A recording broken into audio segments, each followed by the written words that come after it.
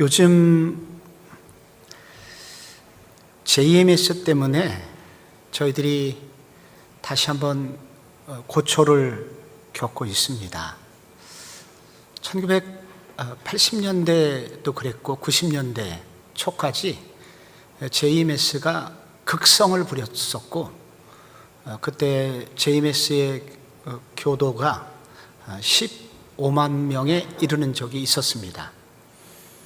그런데 그 지방에서 올라온 많은 그 목사님 그리고 장로님, 권사님의 자녀들이 JMS에 빠졌고, 그래서 참 그 비진리 속에 갇혀서 고난의 시간을 겪게 되었습니다.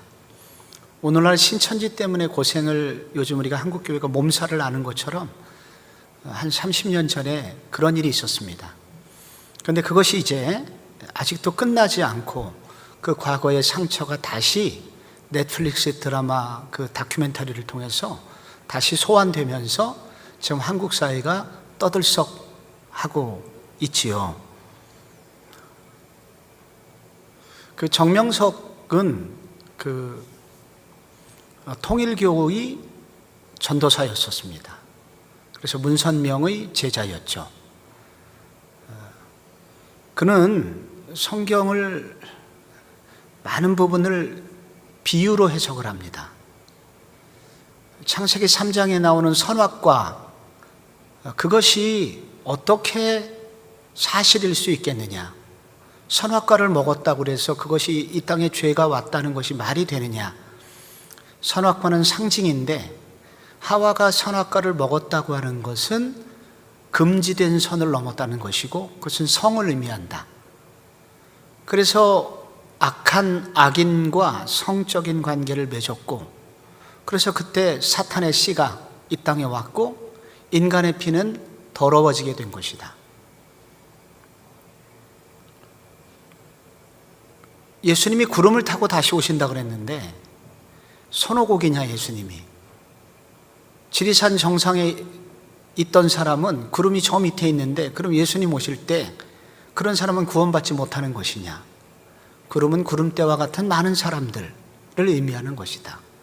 그래서 앞으로 메시아는 많은 일반 사람들 중에서 오게 될 것이다 라고 성경을 해석하였죠.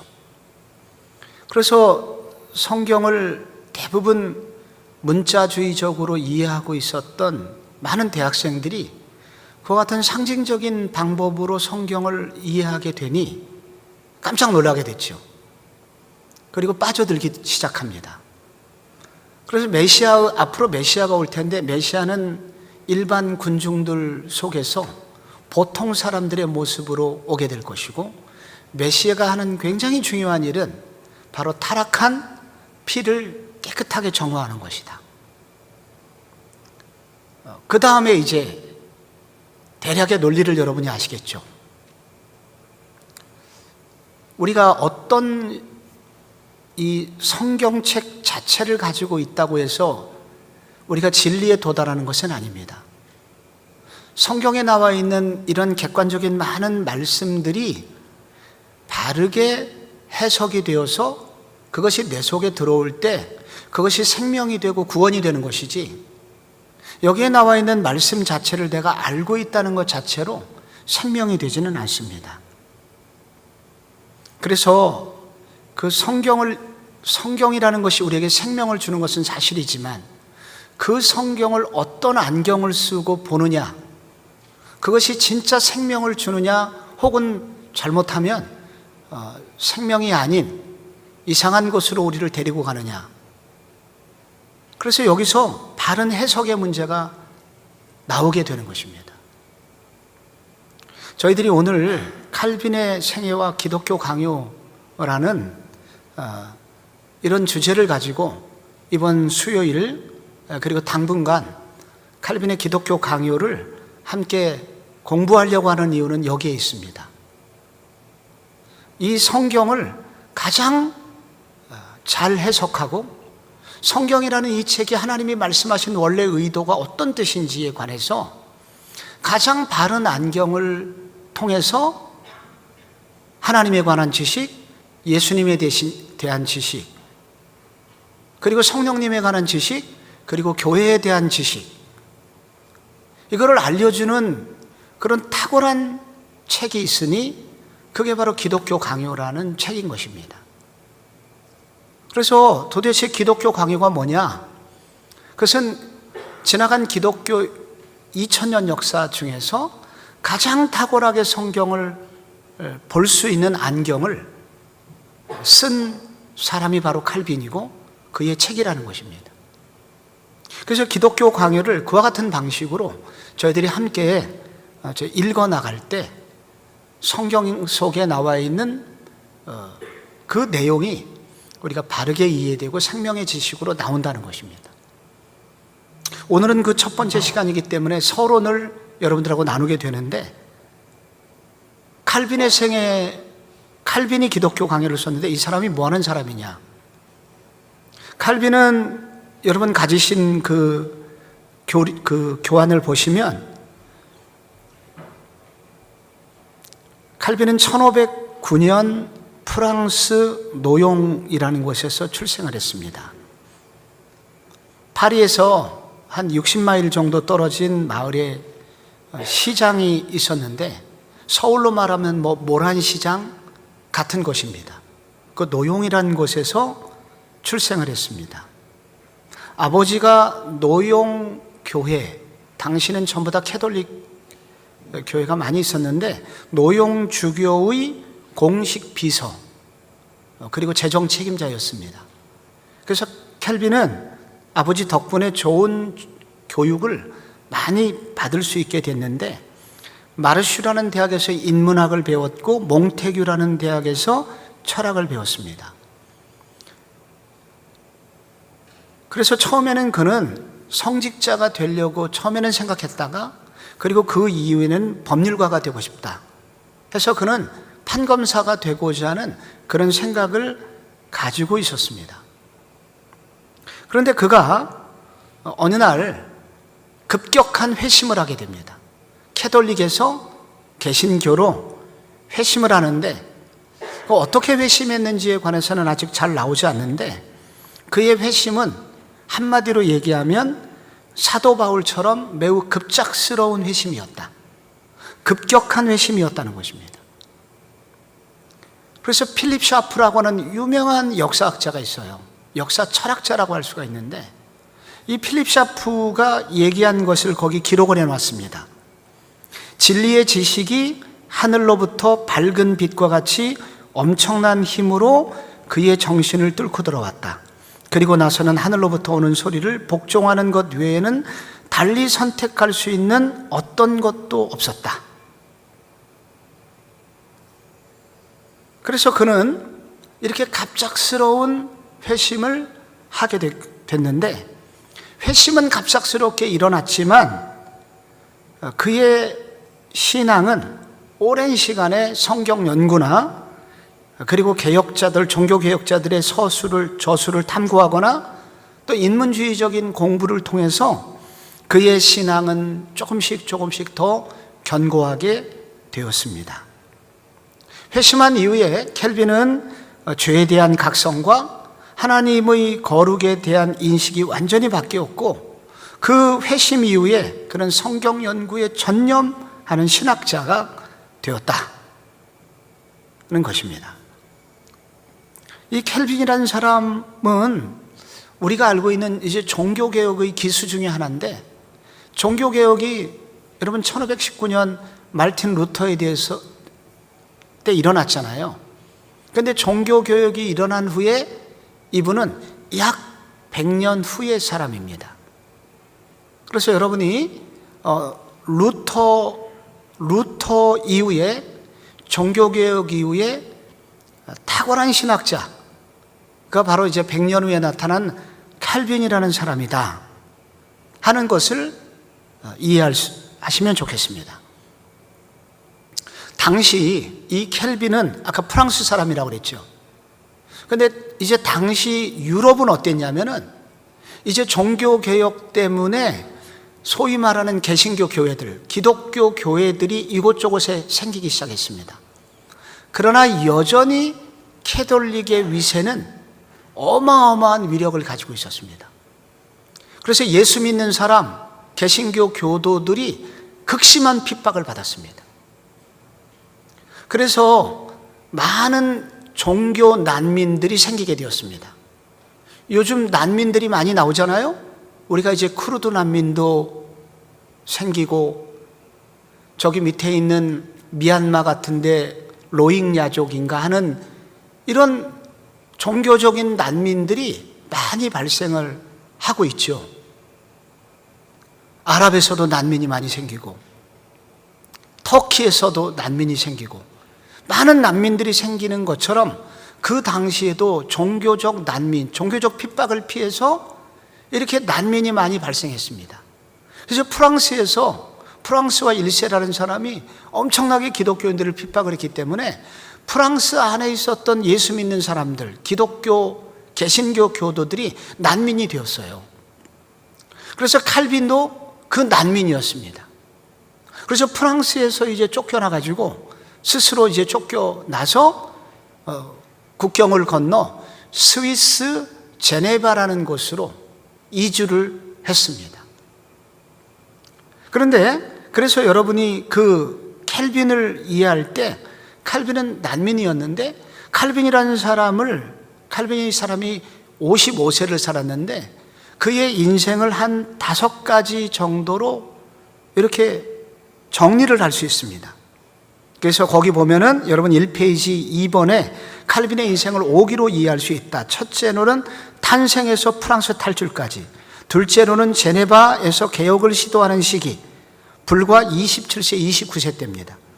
그리고 셋째는 칼빈이 그 제네바에서 쫓겨나요.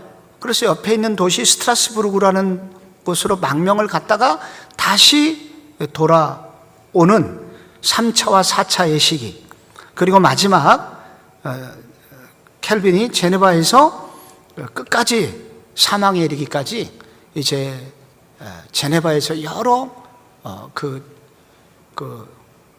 말씀을 전하는 사람으로, 사회를 개혁하는 교육가로, 그리고 저술가로 활약하는 마지막 시기로 그렇게 나눌 수가 있다 하는 것입니다. 그래서 캘빈, 우리가 여러분들께서 이게 도대체 캘빈이 어디 사람이냐, 혹시 지도가 있다면 여러분이 저기 지금 지도를 보고 계십니다. 여러분께서 보시는 지도에 그 맨 왼쪽에 약간 뾰족하게 나온 도시가 제네바입니다. 그렇게 스위스 지도거든요, 지금요. 그래서 스위스 제네바 왼편 밑에 쪽에 있는 여러분이 보시는 뾰족하게 튀어나온 부분 왼편 끝부분이죠. 거기에 바로 제네바가 있어요. 그래서 이곳에서 당시 이제 제네바는 인구 1만 2천 명이었거든요. 그래서 이 제네바는 스위스 전체가 상당 부분 개신교를 많이 받아들였는데, 이 제네바라는 도시가 개신교를 받아들인 도시였습니다. 우리는 캐톨릭을 믿지 않고 바로 개신교, 성경을 가장 존중하는 식으로 바로 신앙생활을 하겠다고 결심한 그 도시가 바로 개신교였는데, 당시 1만 2천 명밖에 안 됐습니다. 그래서 여기는 200인 정도로 구성된 시의회가 있었는데, 오늘날도 서울시에 여러분 몇백 명의 시의원들이 있잖아요. 의회가 있고, 또 성북구에도 가면은 구의회가 있습니다. 몇십 명이 되죠. 그것처럼 당시에 그 제네바에서는 제네바 시의원 200인이 있었고, 그들이 법안을 만들어서 이곳에서 이제 공화정 정치로 그 도시가 운영이 되고 있었습니다. 이 도시의 정신적 지주로서는 그 도시 한가운데 성 베드로 교회가 있었고, 캘빈은 이곳에서 목회자로 초대를 받은 것입니다. 그래서 이 도시에서 이 성 베드로 교회의 영향력이 얼마나 막강했겠어요. 강력한 막강함이 거기 있었습니다. 그런데 악명 높은 범죄자들이 성찬에 참여해달라고 요구를 했으나 칼빈이 그 성찬식을 거절함으로써 문제가 생겼고, 그래서 그들 때문에 결국은 칼빈이 제네바에서 추방을 당하게 된 것입니다. 스트라스부르크라는 도시로 갔고 다시 돌아오고 하는 그런 과정이 그렇게 있었는데, 이 과정에서 켈빈은 기독교 강요 1판, 2판을 초기에 이제 쓰게 됩니다. 켈빈이 쫓겨났다가 다시 그들의 강력한 요청으로 다시 제네바로 돌아오는데, 이제 제네바에서부터 이제 칼빈의 본격적인 사역이 시작이 되는 거예요. 그런데 그때 제네바에서 칼빈이 무엇을 했느냐, 이제 여기서부터가 중요합니다.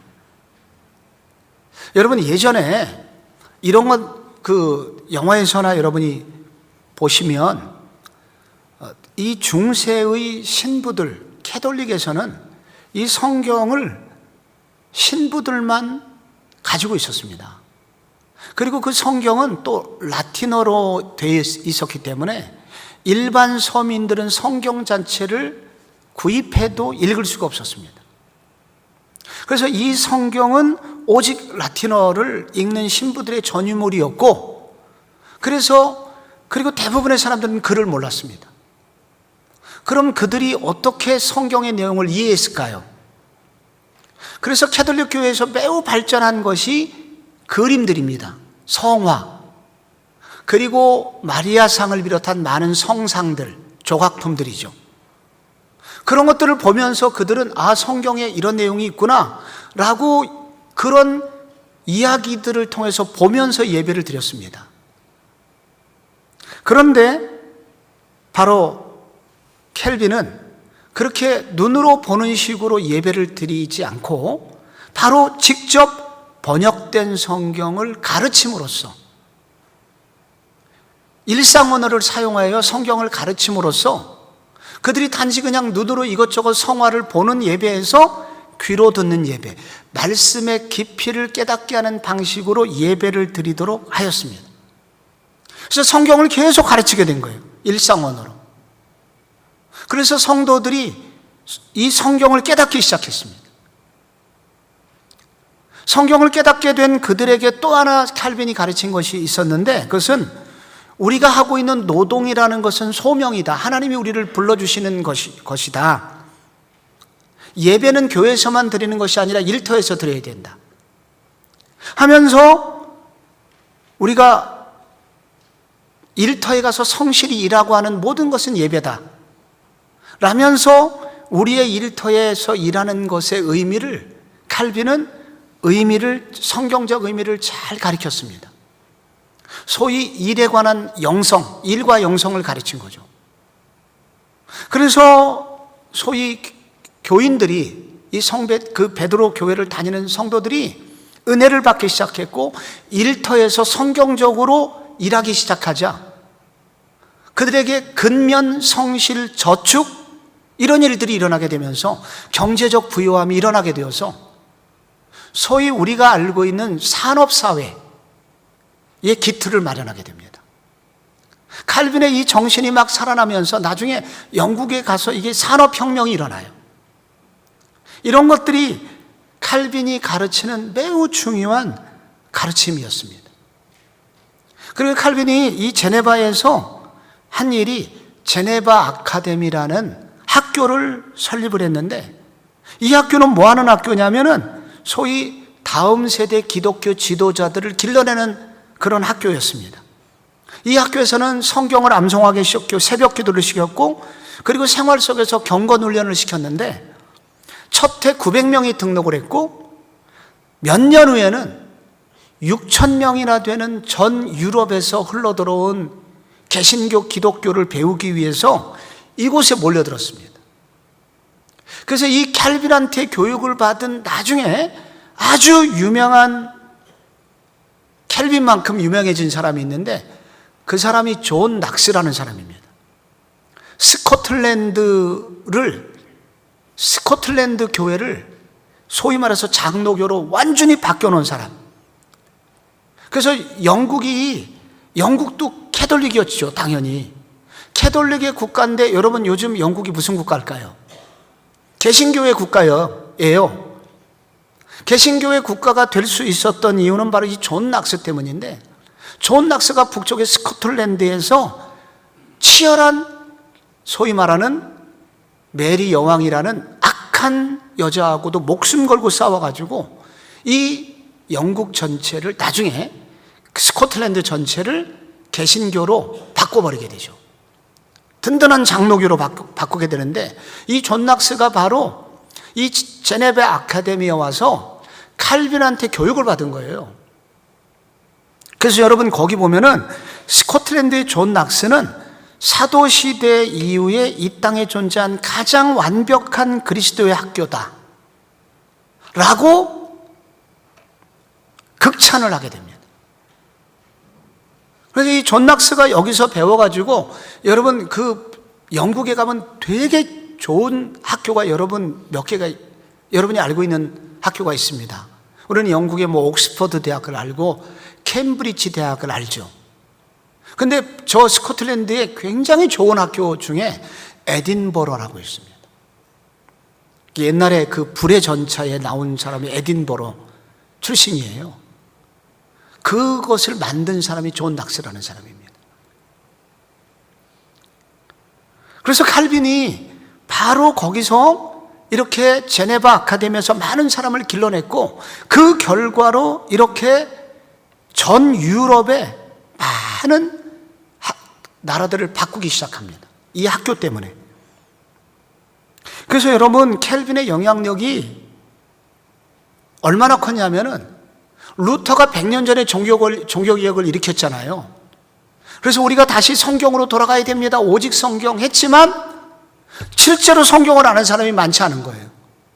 그래서 종교개혁이 일어나긴 했지만 실제적으로 종교개혁의 영향만큼, 목숨을 걸고 싸운 만큼 실제로 개신교의 영향력, 성경이 삶으로 깊이 많은 사람들의 생활 속으로 들어가지는 못했어요. 근데 그때 나타난 사람이 칼빈입니다. 칼빈이 그래가지고 꺼져가고 있었던 종교개혁의 불꽃을, 켈빈이 불꽃을 다시 일으킨 사람이고, 그리고 이 말씀의 뿌리를 전 유럽에 말씀의 씨로 뿌려가지고 말씀의 뿌리를 든든히 만든 역할을 바로 켈빈이 했다는 거예요. 그래서 방금 얘기한 대로 여러분, 영국이 캐톨릭의 나라였단 말이에요. 당시 여러분, 오늘날의 캐톨릭은 좀 다른지 모르겠지만 당시 캐톨릭은 일종의 미신이었습니다. 그래서 많은 사람들이 성경의 내용과 전혀 상관없는 식으로 신앙생활을 하고 있었던 그 미신이 가득했던 사회로부터 하나님의 밝은 말씀으로 구출을 했던 바로 사람이 켈빈이었던 거예요. 그래서 존 낙스가 스코틀랜드에 갔죠. 그래가지고 결국은 영국 전체를 바로 개신교의 정신으로, 성경으로 나라가 변화되어야 된다, 많은 개신교 교회들이 생기게 되었습니다. 그리고 이제 영국은 이렇게 스코틀랜드 따르고 그 밑에 잉글랜드가 있잖아요. 그 잉글랜드도 그 성공회라는 이름으로 이제 반캐톨릭적인 내용은 가지고 있었지만은 말씀의 토대는 부족했을 때 이 켈빈이에게 배운 사람들이 이 영국을 완전한 말씀의 나라, 그걸 개혁교회라고 하는데, 말씀으로 날마다 개혁하도록 개혁주의적 방식으로 성경을 읽도록 하는 그런 일들을 영국을 바꿔놓았습니다. 그리고 네덜란드라고 하는 나라도 캐톨릭의 나라였는데, 바로 이곳의 나라 전체가 켈빈 때문에 나라가 완전히 바뀌게 되어서 바로 이 네덜란드에 장로교회가 생기게 되죠. 여러분, 이 켈빈이요, 종교개혁의 여러분 구호가 뭡니까? 우리가 교황의 말 한마디로 우리 사람의 생명이 바뀌는 것이 아니라, 우리의 생명은 성경에 나와 있는 하나님의 말씀으로만 우리의 삶이 바뀔 수 있고 우리의 운명이 바뀔 수 있다고 믿는 게 이제 종교개혁의 구호가 오직 성경, 오직 믿음이잖아요. 그러나 이것이 이전에는 구호로만 있었는데 켈빈 덕분에 예배가 실제로 그렇게 바뀌었고 정치, 경제, 교육 전 영역이 바로 이렇게 바뀌게 된 것입니다. 그러니까 구호를 넘어서 실제적으로 변화를 일으킨 거예요, 전 유럽을. 그래서 우리도 구호는 많이 외칠 수 있거든요. 믿음으로 살자, 열심히 신앙생활 하자, 세상을 말씀으로 변화시키자. 구호는, 좋은 교훈은 얼마든지 만들어낼 수 있습니다. 그러나 구호가 진짜 그것을 변화시키기 위해서는 무엇인가 필요한 거예요. 여러분, 전 세계에서 구호를 가장 잘 만들어내는 나라가 어딘 줄 아세요? 북한입니다. 저도 북한을 한 번 가봤습니다. 금강산 때문에. 김정일 장군을 결사옹위하여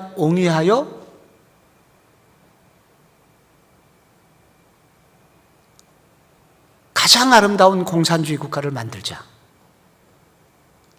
여러분, 구석구석에 가면 놀라운 구호들이, 어마어마한 구호들이 금강산에까지 박혀져 있습니다. 그러나 실제로 나라는 그렇지 않아요. 구호를 외치는 것하고 그 구호가 실제적으로 삶을 풍요롭게 하는 것은 아닙니다. 그런데 종교개혁이 참 좋은 구호를 가지고 외쳤는데 그 구호가 실제적으로 우리의 삶을 변화시키기까지는 과정이 필요했는데 그 역할을 바로 이제 켈빈이라는 사람이 했다는 거예요. 그래서 켈빈이 어떻게 여러분 구호를 넘어서 실제적인 변화를 일으켰을까요? 그는 바로 바른 신학을 통해서 바른 신학을 정립했고 바른 신학을 가르침으로써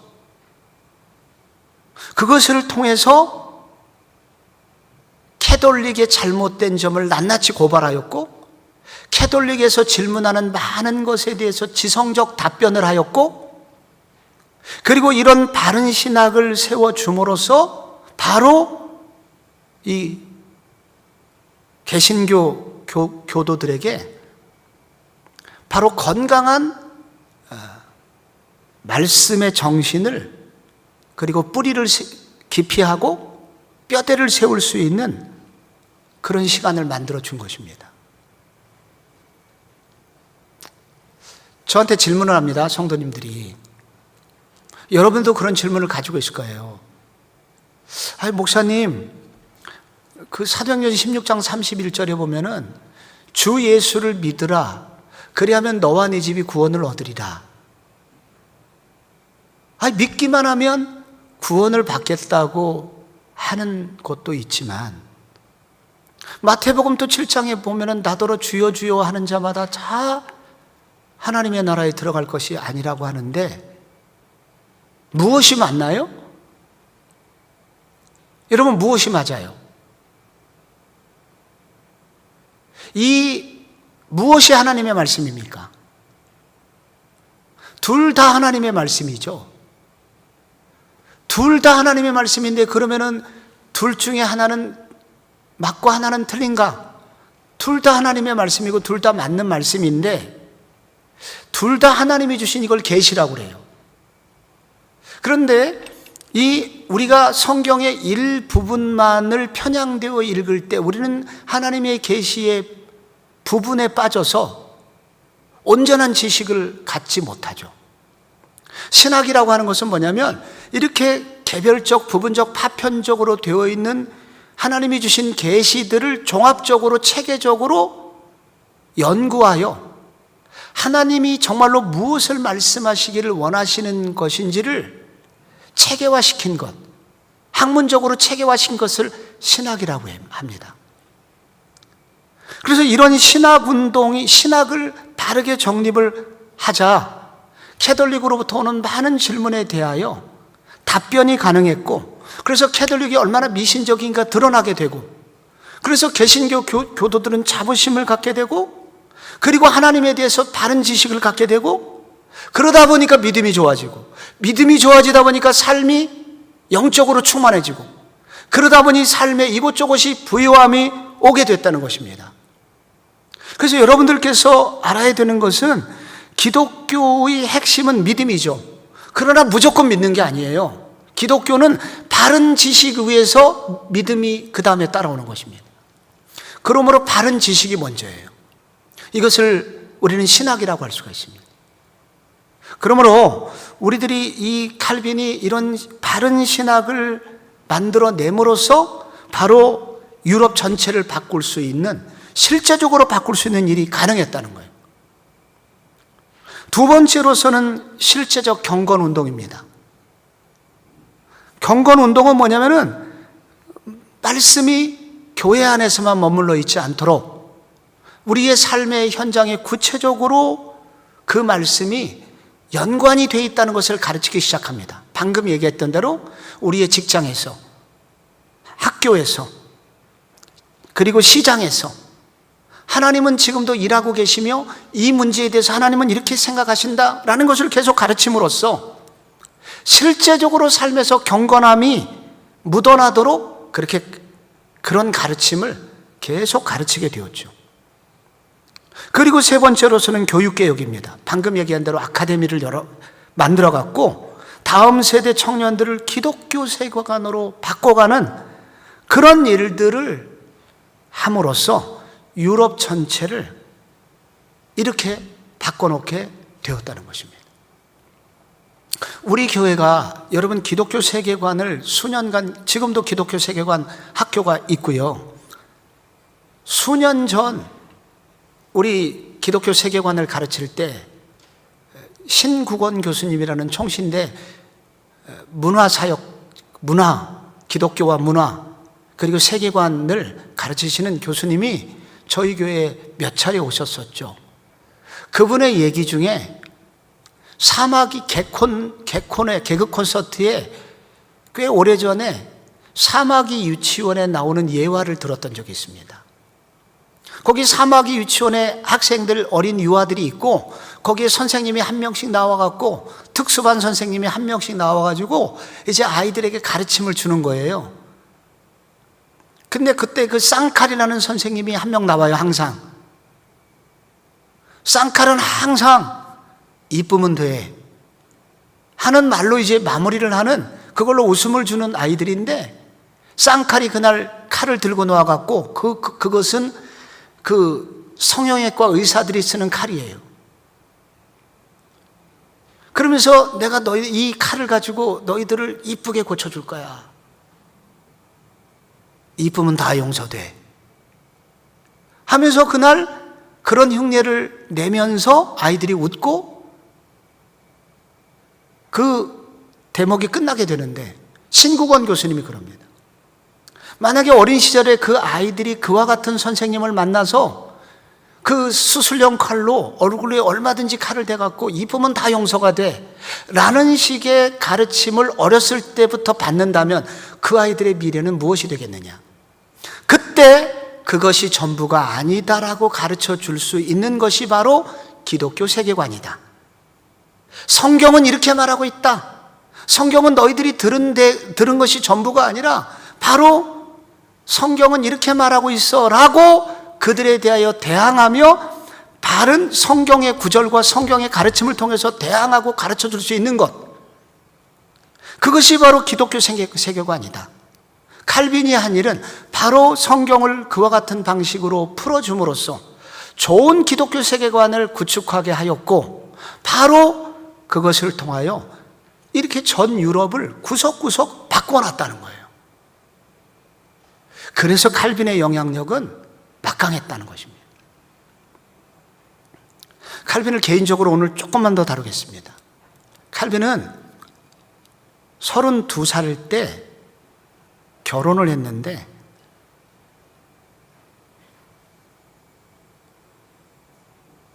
아들 둘을 둔 결혼한 여자하고 칼빈이 초혼을 했습니다. 그러니까 총각하고 이미 결혼을 한 분하고, 미망인이었죠, 하고 결혼을 하게 됐습니다. 그리고 둘 사이에 이제 자녀를 두어서 셋을 두었는데 모두 유아기 때 사망을 하였습니다. 그리고 칼빈이 40살 때 아내가 죽습니다.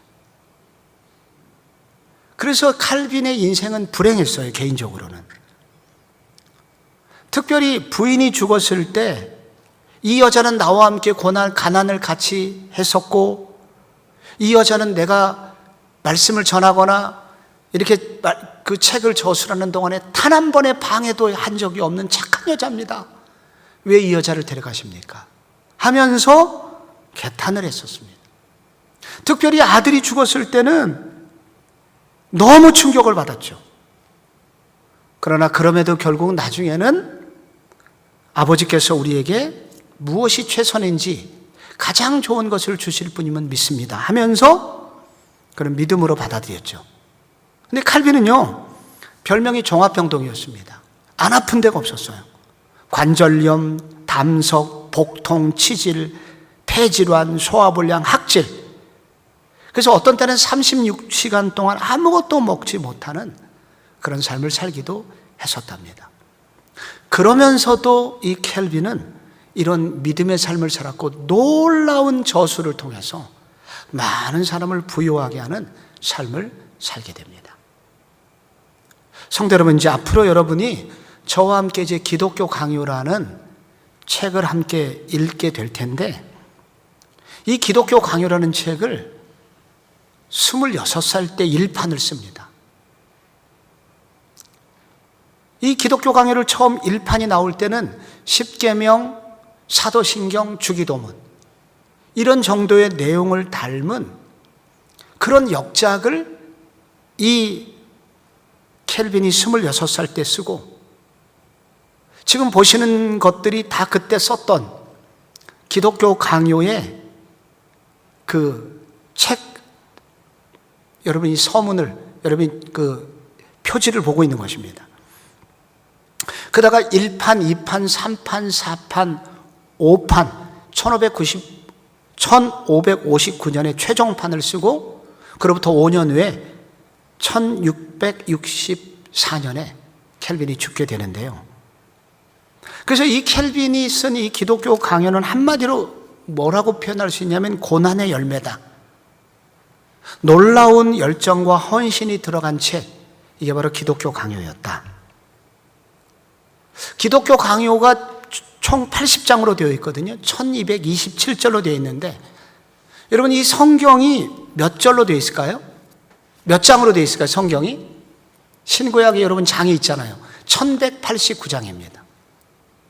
1189장으로 되어 있는데 이 기독교 강요가 1227절이 되어 있는데 한 절이 한 장 이상이에요, 내용이. 그래서 켈빈의 기독교 강요는 성경책만큼 두꺼운 책입니다. 이 책이 당시에도 4권으로 나왔고, 지금 우리나라에 번역되어 나온 책들이 다 4권으로 번역이 되어 있는데, 이제 1권은 창조주 하나님, 2권은 구세주 예수님, 3권은 성령 하나님, 4부는 교회, 주님의 교회는 어떤 교회냐 라고 이렇게 각각의 책이 있습니다. 근데 이런 책들을 보면 이제 요약을 하면 뭐냐면은 바로 이 기독교 강요는 모든 교리를, 여러분이 지금 보고 계신 겁니다. 우리나라에서 1559년 라틴어로 그때 썼는데, 라틴어 최종판을 우리나라에서 번역을 해서 지금 여러분이 화면에서 방금 보신 책으로 4권으로 이 책이 나오게 된 것입니다.